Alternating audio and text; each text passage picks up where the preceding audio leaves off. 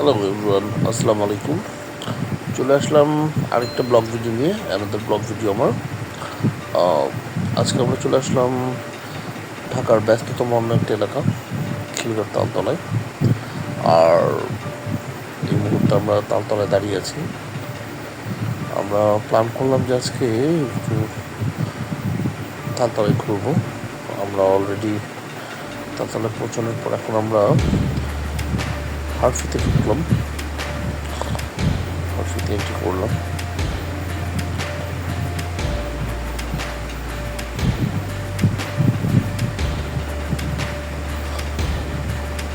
ঢাকা শহরে actually entertainment বলতে বর্তমানে আমরা রেস্টুরেন্টটাকেই বেছে নিয়েছি, আর কোথাও যাওয়া হয় না। তো আসার পরে ফার্স্ট সাথে কিনে হাঁটাহাঁটি করে শুরু করলো। ওকে ঘুম পাড়ানোর ট্রাইতে আছে, কারণ পাখি একদম আমাদেরকে কোথাও বুঝতে দেয় না বর্তমানে, এই আর কি। এরপর পরে ওকে ঘুমানোর ট্রাই করছে, এই আর কি। ঘুম পাড়ানো হয়ে গেল পাখিকে, দেন আমরা বসে আছি, দুজন বসে একটু কথা বলছি। অ্যাকচুয়ালি দুজন দুজনকে একটু সময় দিব, সেই সময়টা দেওয়ার সময় অনেক সময় হয় না। হয়তো রেস্টুরেন্টে আসলে দুজন একটু কথা বলার সময় পাই, এছাড়া দেখা যায় দুজনেরই ব্যস্ত সময় কাটে। এরপর আমি শ্যুট করা শুরু করলাম, আশপাশটা একটু শ্যুট করলাম, এই আর কি। দেখছি আশপাশটা, এই আর কি।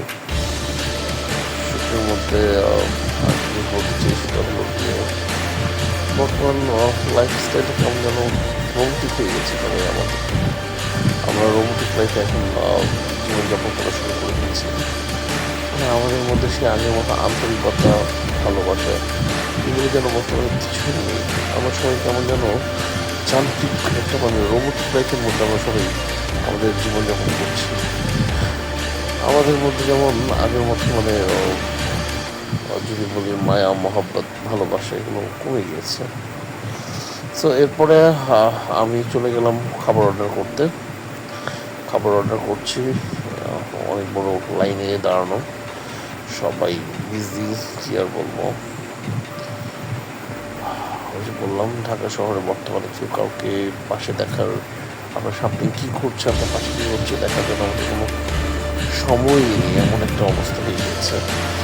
অর্ডার করার সুযোগ পেলাম, সামনে গেলাম, যে অর্ডার করা শুরু করলাম। ফার্নারের আগে থেকেই দাবি ছিল তাকে ফ্লেক্সিবল দিতে হবে। আর আমরা আমাদের জন্য হালকা পাতলা খাবার অর্ডার করলাম, এই আর কি। অর্ডার করা বলতে ওয়েটার আমাকে জিজ্ঞেস করলো, ভাই আপনি কি ব্লগার? বললো হ্যাঁ ব্লগার, বলতে আপনি একটু শ্যুট করেন। আমি দাঁড়িয়ে একটু আশপাশে শ্যুট করা শুরু করলাম, এই আর কি। শ্যুট করতে করতে আস্তে আস্তে একটু ঘুরিয়ে দেখানোর চেষ্টা করলাম আপনাদেরকে, এই আর কি। যখন আমাদেরকে সত্যি কথা ব্লগার জানতে পেরে যখন খুব সম্বন্ধে তখন খুব ভালো লাগে, এটাই বলবো। এরপর আমরা চলে গেলাম একটু ফার্নানকে দেখতে। পলি বলছিল যে অনেকক্ষণ ধরে ফার্নান প্লেগ্রাউন্ডে গিয়েছে, চলো ওকে ঠিক করছে। আমরা নর্মালি আমাদের বাচ্চাকে একদমই কোথাও ছাড়ি না, একা এক সেকেন্ডের জন্য ছাড়ি না। আমাদের সবসময় ফার্নান কোথাও ছাড়ে অবজারভেশনে রাখি, কারণ কখনো বাচ্চাদেরকে একদম ছেড়ে দেওয়াটা উচিত না। এই যেমন বলা তেমন কাজ, এসে দেখি ফার্নান্ডের দুষ্টুমি শুরু। ও স্লিপারের উপরে অলরেডি ওই রকিং হর্স উঠিয়ে দিয়েছে। আমাকে বলছি যে এটা কোন ধরনের খেলা, একটু ধমক দিলাম।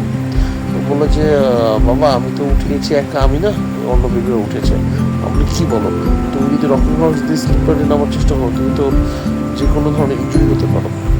পাতে অলরেডি এর জন্য একটু উঠে গেল ওদের আবহাওয়ার আওয়াজে, ধমক দিয়েছিলাম তাই।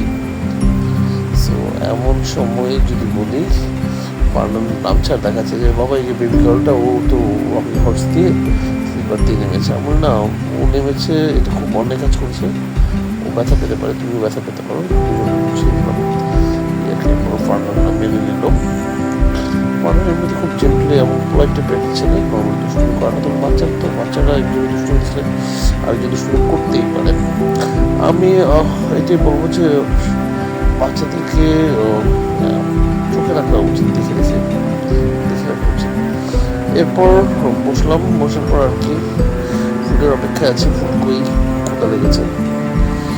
আর অ্যাকচুয়ালি খুব বেশি একটা আজকে টাইম হাতে নিয়ে আসিনি, কাছাকাছি, রেস্টুরেন্ট প্রায় খালির দিকে, অলমোস্ট ভ্যাকেন্ট হয়ে আসতেছে, খালি হয়ে আসতেছে।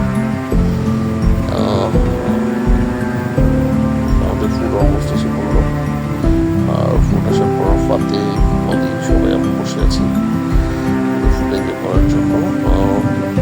পারুন এখনো খেলছে, এমন সময় আমরা ওপেন করলাম, করার সাথে অলি যেটা বললো ফারহানকে ডাকা উচিত। সো